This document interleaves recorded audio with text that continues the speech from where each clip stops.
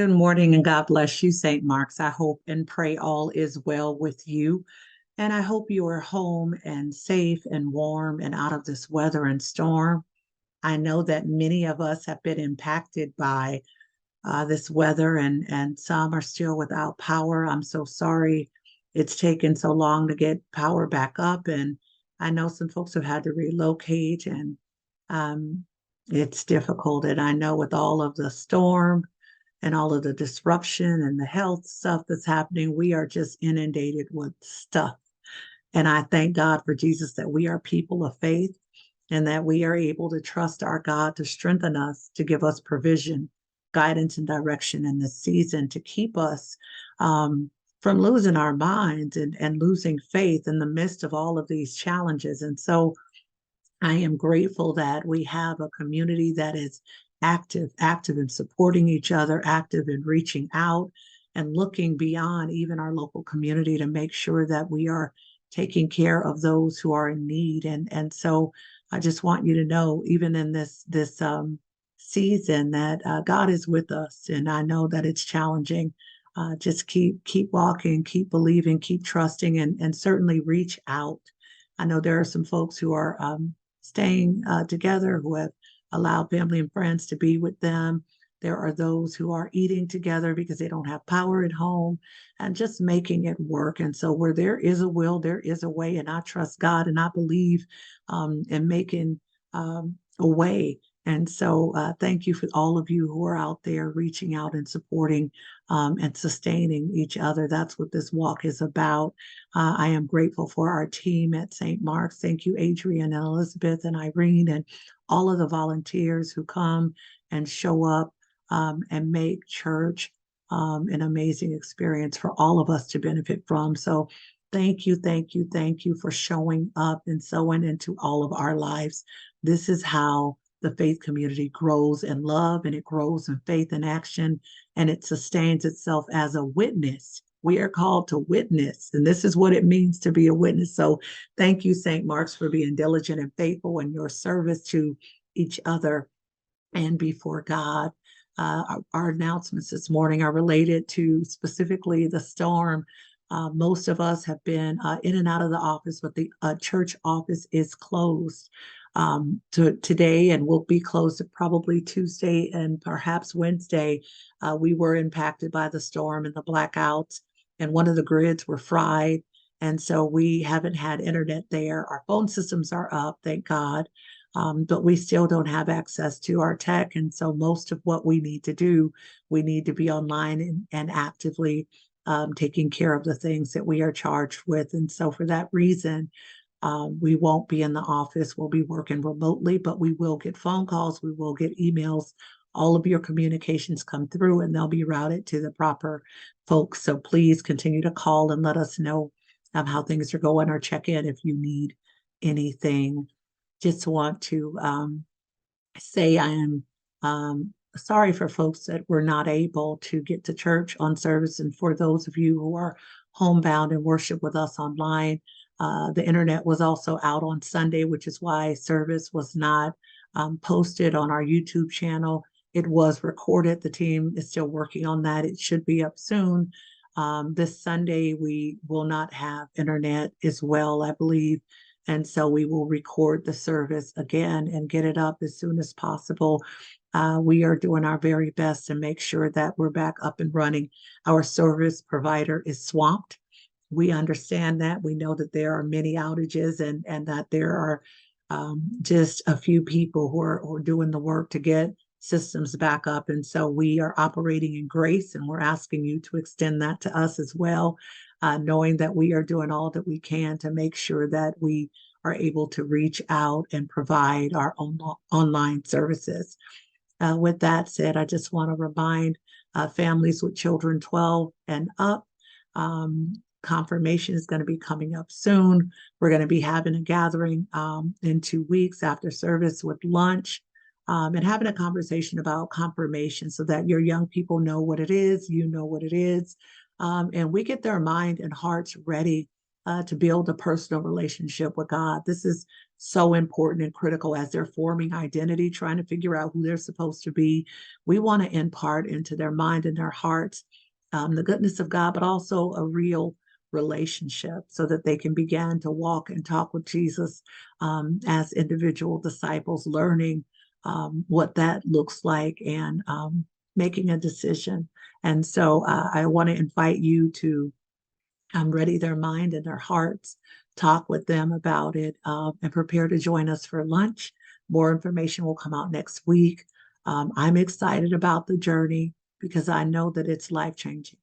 When children develop their own relationships, when teenagers develop their own relationships, young adults, young at heart, middle age, senior saints, we never get too old. But when we start developing and cultivating that relationship, our lives open up and they shift for the better. And so I want to get us ready for that. Please check your remarks for any meetings and groups. All meetings and groups, as far as I know, are still meeting. Some may be virtually, just to keep folks out of the weather and off the road. These winds are dangerous. The water is high, so please do good self-care. Our households, our own lives are our first ministry. So we need to be mindful of that and we need to operate in that. Amen. So be sure to take good care of yourselves during this time. And just, I'm aware that a lot of folks have caught the flu. This respiratory infection, COVID, is back. There's a new strand of COVID. So please remember to take good care of yourselves.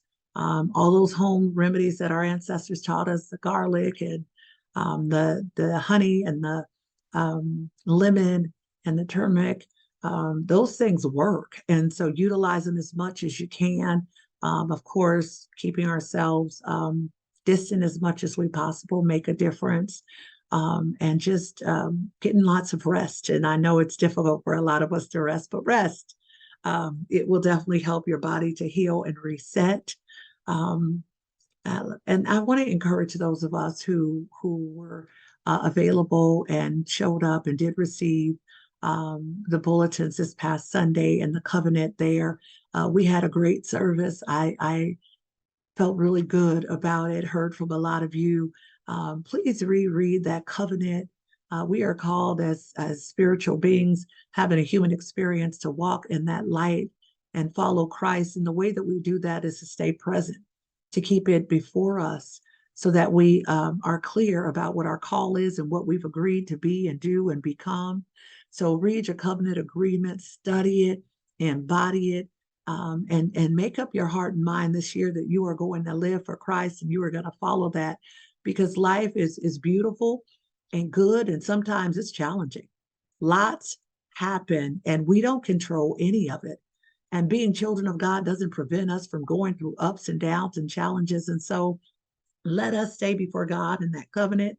It is a new year. Let's walk in purpose and let's follow Christ in a real way, right? A real practice. That is what God has called us to.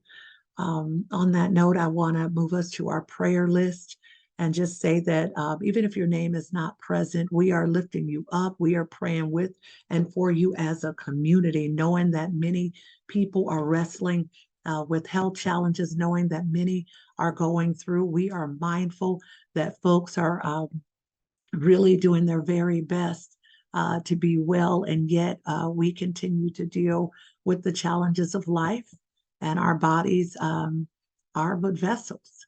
We are not exempt from all of the challenges that show up in our natural bodies. And so just want to encourage us on today to know that you are loved and you are held, even if you are not on this list. We are praying with and for you. Dick Dale is in the hospital, so I want to invite our community to pray for both Dick and Jan for his healing and restoration and comfort as he is being cared for. We are thinking of you and with you.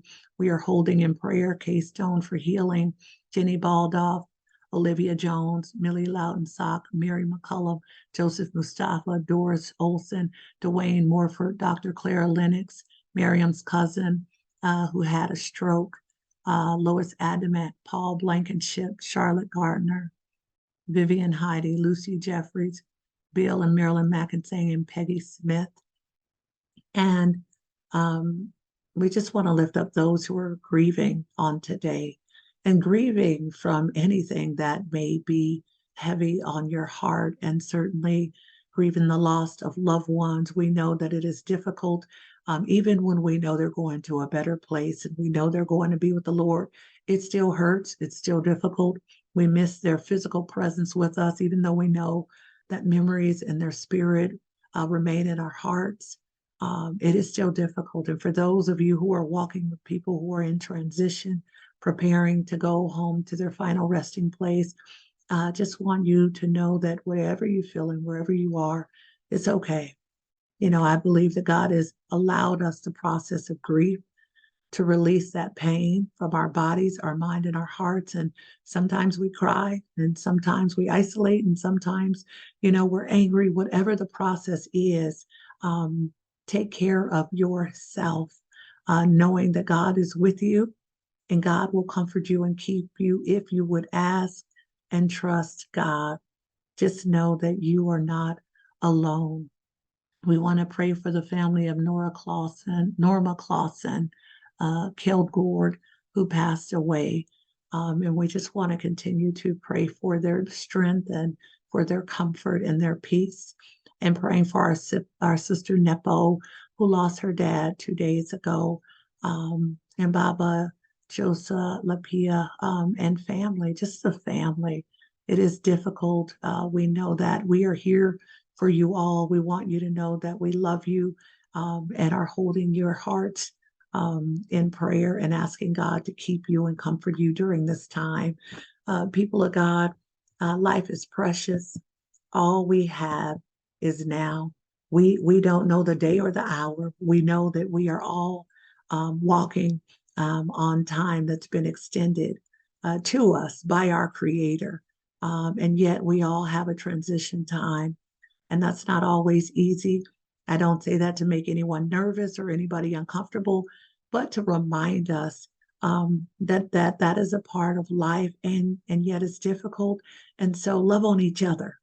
Love on each other, encourage each other. If there are people that you haven't spoken to, people you haven't talked to, people that you haven't connected with, people who you care about and you want them to know that you care about them, reach out. Don't assume tomorrow will come, but reach out and just let them know, I'm thinking about you. I care about you. Send them a text, an email, a letter, postcard, whatever it is, just to say you are in my thoughts. It makes a difference. It's good for our hearts and it's good for theirs.